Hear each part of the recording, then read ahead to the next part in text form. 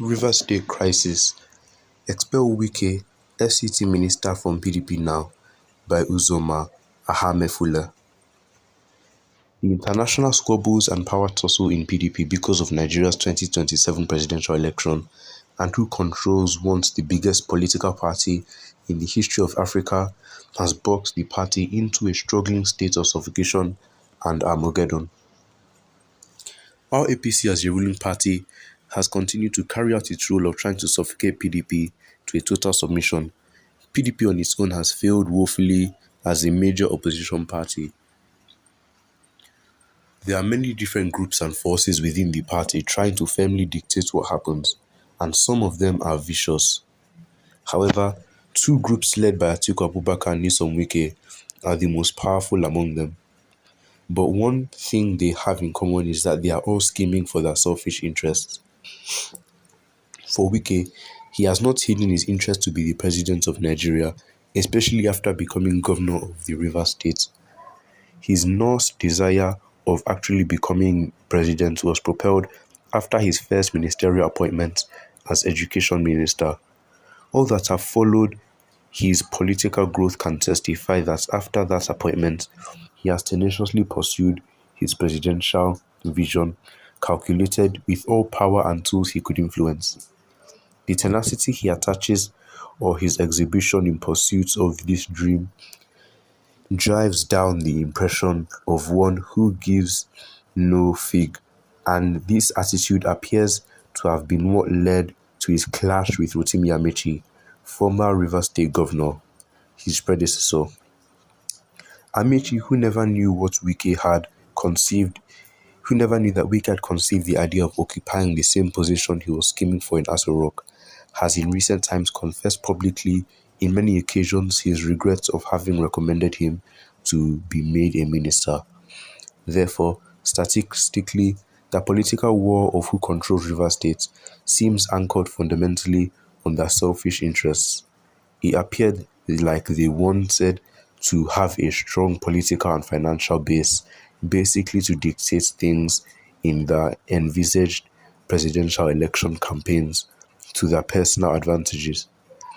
This interest was the genesis of the political enmity that led to the political militarization of Rivers State at that time. A similar scenario is again playing out between the current governor, Siminalayi Fubara, and Wike.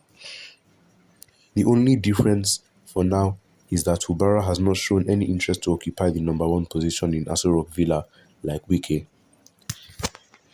Actions and unfolding events over the years seem to have continued to portray Wike as someone who is very desperate with his presidential ambition. He seems ready for any political adventure and can step on any toe as long as in his calculation it will bring him close to his desired destination of occupying the number one position in Aso Rock. That could very be why it appears he wants to control every important political structure in Rivers State, regardless of other stakeholders stand in the state, particularly Governor Fubara. The role he played in supporting President Tinubu of APC against his own party candidate Atiku Abubakar of PDP during the last presidential election was a huge betrayal and anti-party that called for a drastic punishment. Wike succeeded in winning the political war against Amechi in 2015 and taking total political control of Rivers State after the 2019 elections. He then critically considered the next thing that could be a hindrance to his presidential ambition in 2023. In his calculation, presumably, since PDP's constitution does not allow the northern or southern part to produce the chairman of the party, and at the same time the presidential candidate, the continuous stay of Prince Uche Secondus from South-South like himself as the national chairman of the party would be the obstacle or the biggest hindrance to his presidential aspiration. In his well-thought-out plan, he smartly led the campaign of Secondus must go, hiding under equity, and switched all his energy and resources in making sure that a northerner becomes the national chairman. The game was to pave a way solely for the South to produce the presidential candidate, and he had believed convincingly that he would be the one to emerge.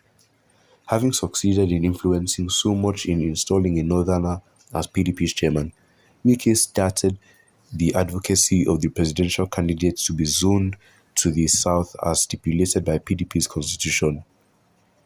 As expected, he was obliged without any uproar for the sake of equity, unity, and inclusiveness for some PDP stakeholders, reasonably thought it wise that the zoning of the party's ticket to the south should be exclusively reserved for the southeast.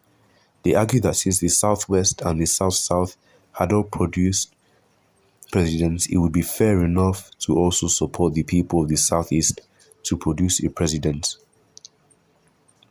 Wike, who held Wike, who held enormous power and influence in PDP at that time, refused the noble idea because he wanted to be the president. Consequently, party members from the north jettisoned zoning, and the party's presidential candidate was then thrown open. This scheming and other political shameful dealings that allegedly took place in the party forced people like Peter Obi out of PDP. During the presidential primary of PDP in Abuja, Wike was taught the political lessons of his life as he failed to combine the punches of political alliances and experiences of Atiku Abubakar.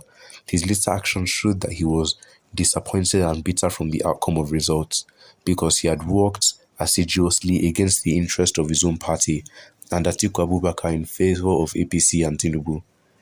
In a normal working society and in a political party, he ought to have been expelled or heavily sanctioned for such a grievous deed. But PDP is what it is, like Nigeria.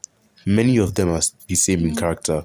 Some of them came from APC and may be planning to leave PDP, and that is why they are silent in the face of the obvious spat, arrogance, and insults from Wike. Wike is presently fighting the governor of Rivers State, who was elected under the platform of PDP. He is currently serving as a minister under APC, but it seems he is using the position against the interests of his acclaimed own party. Yet members of PDP keep mute in a better described attitude of self-hatred and despair. After destroying the party, he is likely to go and dump PDP for another party like his loyalist in the state assembly, and have been alleged to have done. So his ambitions is paramount and nothing else matters to him. Wike wants to be the Jagaban of Rivers State politics and will not back down until he gets to his destination, unless he is forcefully stopped by being knocked down politically. Remember, in his quest to actualize his presidential ambition, Amechi and Secondus have all fallen victims, but the earlier Wike realized that Fubara is a sitting governor and as much the landlord of Rivers State, the better for him. But Fubara must seriously activate those powers he has as a landlord now, or he goes down in history as an impeached governor. His moves to probe Wike's administrations is one of those commendable landlord's moves, and his swearing in of the caretaker committee chairman of the local governments as well as a targeted uppercut of a landlord. PDP must follow the same steps now by expelling, suspending, or at least forcing Wike to retreat his dangerous steps against Fubara and the interests of PDP. Will Fubara suffer the same fate like Amechi and Secondus in the hands of Wike? Will Wike be successful in his alleged indirect influence of impeaching Fubara? Or will Fubara succeed in finding Wike culpable of misappropriation of Rivers Fund as he probes his administration? I see Amechi coming back to PDP and giving Fubara the support he needs, because all seems not well with him and Tinubu in APC. Time will unveil, but one thing is certain in this political war. As 2027 draws near, the reality of PDP members' silence will forcefully confront them and regrettably compel them to face the injurious consequences of their increasing lukewarm attitudes to Wike's actions. Anyone who thinks that Wike, as the FCT minister under this administration, will work against the interest of Tinubu or APC in favor of PDP or any PDP candidate is a political toddler, a neophyte. Expel him from PDP now before he does more damage. Well, what are your opinions on this? Make sure to leave them in the comments and make sure to turn on notifications so you can be notified when we upload daily content here on this channel. And don't forget to share this video with your